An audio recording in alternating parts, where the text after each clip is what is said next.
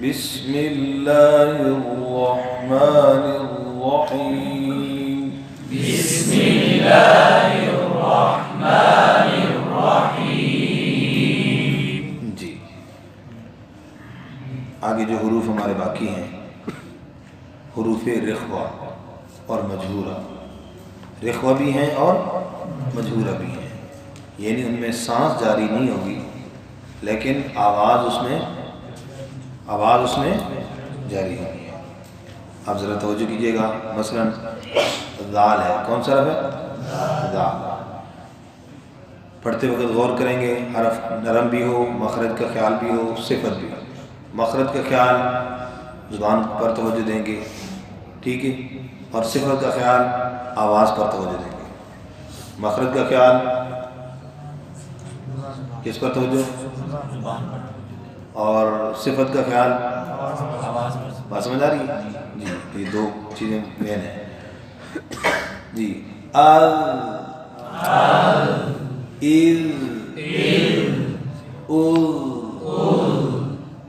اب یہ جو ایک ہے آواز جاری نہیں ہوئی، آواز جاری، اب تھوڑی سی بات جاری ہے. کیسے؟ اتنی لمبی بھی نہیں ہوگی، خود بخود بند ہو جائے گی.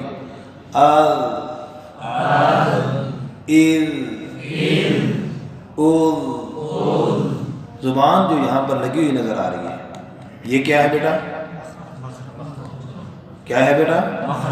اور جو تھوڑی سی آواز جاری ہو رہی ہے تو آواز کا جاری ہونا یہ کیا ہے؟ دو بات سمجھ آ گئی؟ جی آگے حرف زا. از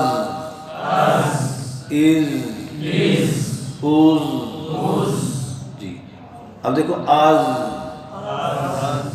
زبان پر غور کریں گے مخرج سمجھ آئے گا کہ دونوں دانت بند ہیں اور اندر سے زبان آ رہی ہے، اور دانتوں کو لگ نہیں رہی. لیکن اس میں ایک غلطی یہ ہوتی ہے کہ اس میں زا میں یوں سختی کی جاتی ہے، از. تو یہ از کرتے ہیں، کیوں کہتے ہیں؟ ذال نرم ہے اور زا حالانکہ ایسا تو نہیں ہے. اب دیکھو صفت شدت اس میں ہے، بولے بھائی تو صفت شدت تو ہے نہیں، پھر سختی کہاں سے آ رہی ہے؟ تو اس لیے اس پر حرف پر بے جا سختی کرنا یہ درست نہیں ہے. اس میں تو سختی اور صفت آئی نہیں. تو کیسے پڑھیں گے توجہ سے؟ از یوں نہیں کرنا بھائی، زلزلہ کیوں آتا ہے؟ جی از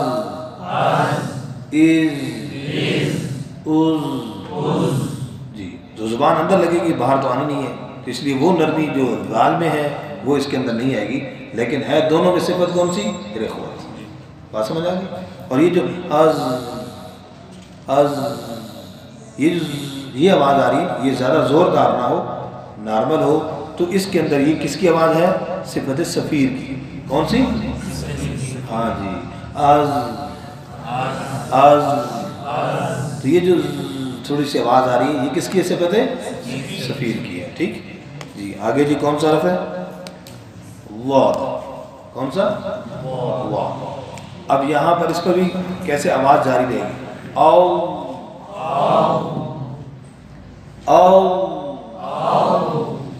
آواز اس میں کیا رہے گی؟ جاری. یہ زبان کی کروٹ داڑھوں کی جڑ سے لگ رہی ہے. تو جب زبان پر توجہ کریں گے تو کیا چیز صحیح رہے گی؟ مخرج. اور آواز پر توجہ دیں گے تو صفت، یعنی آواز کا جاری ہونا، آواز کا لمبا ہونا، یعنی صفت استطالت کا اس کے اندر پایا جانا.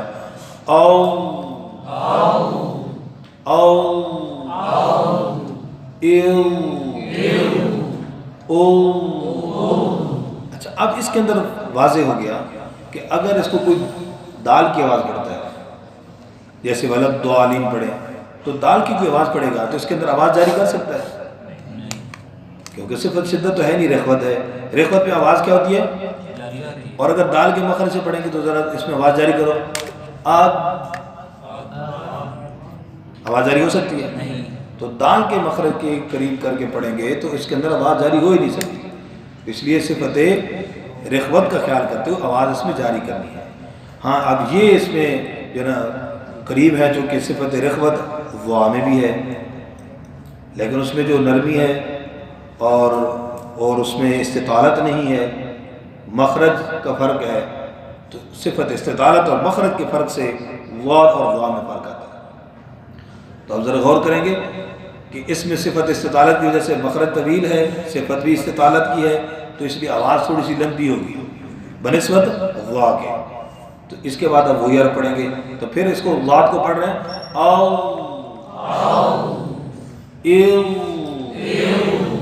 او، ان مخرج پر توجہ دلانے کے لیے میں ہاتھ کا اشارہ کر رہا ہوں۔ اب دیکھیں جی دوسرا وا او، اب ذرا غور کرنا، اب ضاد او او، کس میں آواز زیادہ جاری ہے؟ اس میں آواز کیوں؟ مخرج طویل ہے، صفت بھی استطالت ہے، اس میں آواز طویل، اس میں آواز لمبی نہیں ہوگی۔ او او، آواز جاری ہو رہی ہے لیکن زال اور وا میں بالکل نارمل ہے، واد کی طرح لمبی آواز نہیں ہے، تو یہ فرق واضح کرنا ہے۔ ٹھیک ہے سر؟ آگے کون سا حرف ہے جی؟ عین پڑھ لیا ہم نے، عین کے اندر بھی آواز جاری ہونی چاہیے، عین میں بھی آواز جاری ہونی چاہیے، عین میں آواز جاری، تو اس لیے اکثر ہوتے آ آ آ نہیں رہی، نا دو دو، تو یہ آ کیسے؟ آ کلکلا نہیں، آ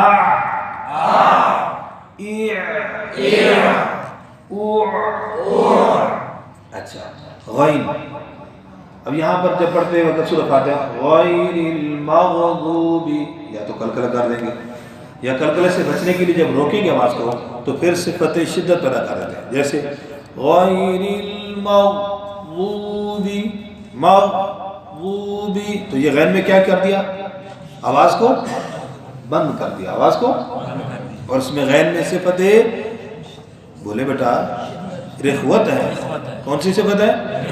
تو جب رخوت ہے تو آواز کیا ہوگی؟ بولیں جی، اب دیکھیں او او، تو آواز تھوڑی سی اس میں جاری، اب غیر المغضوب، مغضوب، بولیں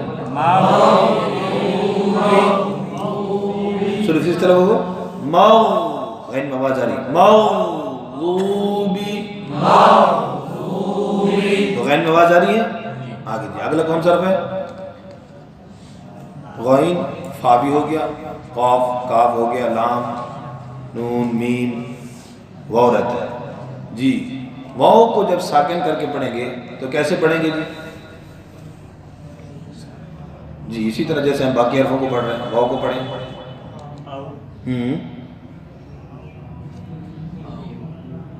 جی، ہاں جی، یا کو پڑھیں جی آپ، اونچی آواز سے، شاباش،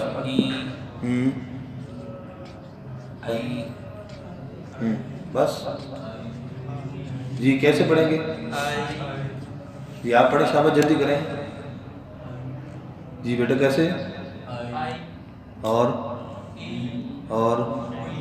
ہوئی، ہاں اب اس کے بارے میں بیٹا قاعدہ یاد رکھنا، دیکھو ابھی تو ہوئی آج تو ہو گیا نا، اب آئندہ نہیں ہونا چاہیے، آئندہ نہیں ہونا چاہیے، تو قاعدہ کیا ہے؟ واو اور یا، تو واو ساکن سے پہلے، واو ساکن سے پہلے زیر نہیں ہے، اور یا ساکن سے پہلے پیش نہیں ہے، کہاں پر؟ کلام عرب میں ہے ہی نہیں، قرآن میں بھی نہیں ہے، کلام عرب میں ہے نہیں، اگر کہیں پہ ہوگی تو تعلیل کرنی پڑے گی، ورنہ اس کے بغیر چارہ ہی نہیں۔ تو اس لیے جو قرآن میں اگر کہیں ایسا قاعدہ آپ جاری کرتے ہیں تو قرآن میں آپ کو تعلیل کے بعد جو ہے وہ ملتا ہے، آپ کو قرآن کے اندر لکھا ہو، یہ نہیں کہ آپ کو بعد میں تعلیل کرنی پڑے گی، ایسا نہیں ہوگا جی۔ تو واو ساکن سے پہلے زیر نہیں ہے، یا ساکن سے پہلے پیش نہیں، تو کوئی پوچھے بھی کیوں نہیں ہے تو آپ کہیں گے قرآن میں ہے ہی نہیں، کیا کہیں گے؟ قرآن میں نہیں، ایک بات۔ دوسری بات، دوسری دلیل کیا ہے؟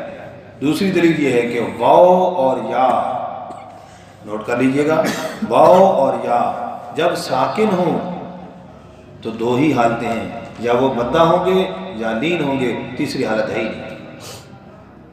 تیسری صورت ہے ہی نہیں. واو اور یا جب ساکن ہوں گے یا مدہ ہوں گے یا نہیں. تو اس لیے واو کو کیسے پڑھیں گے؟ او بولیں او. اور یا کو کیسے پڑھیں گے؟ ای اوئی نہیں ہے، اوئی نہیں ہے. بات سمجھ آ گئی؟ اچھا اب اس کی وجہ کیا ہے؟ یہ غلطی کیوں آتی ہے؟ اس لیے کہ یہ تختی ہمارے ہاں پوری نہیں پڑھائی جاتی، بلکہ طوا تک لکھا ہوتا ہے، آگے کہتے ہیں اسی طرح. استاد بھی کہہ دیتے ہیں اسی طرح، بچہ بھی کہتا ہے اسی طرح. تو اسی طرح پھر اگلی تختی شروع ہو جاتی ہے. اور جب اس طرح کی تختی آتی ہے بچہ بھی بڑا خوش ہوتا ہے، کہتا ہے یہ چھوٹی سی تختی آ گئی. کیسے؟ بس طوا تک ہے، آگے لکھا ہے اسی طرح، آگے ہم بھی پڑھیں گے اسی طرح. تو اس لیے یہ غلط فہمی ہے اور اس یہیں سے نقصان ہو رہا ہے. آپ سے درخواست جو کر رہا ہوں، عرض کر رہا ہوں کہ آپ نے اس تختی کو پورا پڑھانا ہے. پڑھائیں گے پورا انشاءاللہ. اب دیکھو یہاں پر غلطی آئے گی عین کی. اب اکثر غلطی عین کی ہوتی ہے. اب تو تک بات ختم کر دی، آگے عین شروع ہو رہا ہے، دعا اور اس کے بعد عین شروع ہو رہا ہے، اور وہ بچے کی پریکٹس نہیں کروائی جاتی. واو اور یا تو لکھا ہی نہیں ہوتا اکثر قاعدوں میں. جن قاعدوں میں بعض میں نے دیکھا ہے تو اس کے اندر یہ لکھا بھی غلط ہوتا ہے، تینوں حرکتوں کے ساتھ لکھا بھی ہوتا ہے.